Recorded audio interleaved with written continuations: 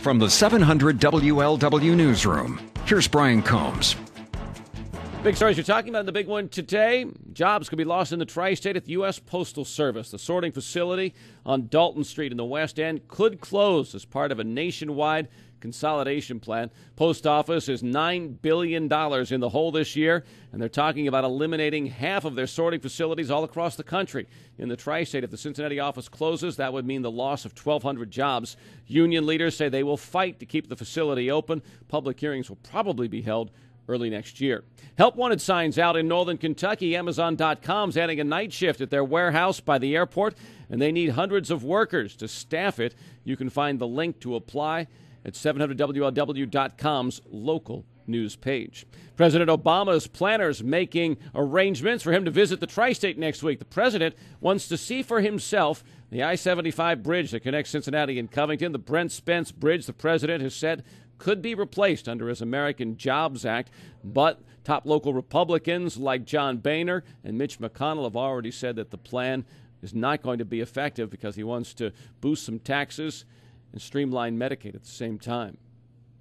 700 WLW Reds update. What a difference a year makes. Last September, Jay Bruce hit a walk-off home run, cinched the NL Central for the Reds. Last night, Bruce hit another walk-off home run to beat the Cubs, but this time the game really doesn't mean much with the Reds already eliminated in the race in the NL Central. They do welcome the first-place Brewers to town this weekend. The Reds can play spoiler for Milwaukee.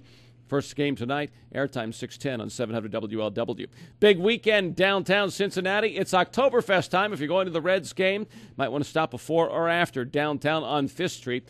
The event officially opens at 11:30 tomorrow, though there's a preview today. They'll have wiener dog races, the barrel roll races, part of the Gemütlichkeit games on Fountain Square. Even a little happy hour on the square at 6 o'clock tonight as they start setting up for the event. Real openings 11:30 tomorrow. That's when they tap the first keg. Tomorrow, about 1:30 is when they do the world's largest chicken dance this year. The guy that the Enquirer says is the greatest Red of all time, Joe Morgan, comes into town to flap his wing like he did when he used to bat and lead the chicken dance as part of Oktoberfest.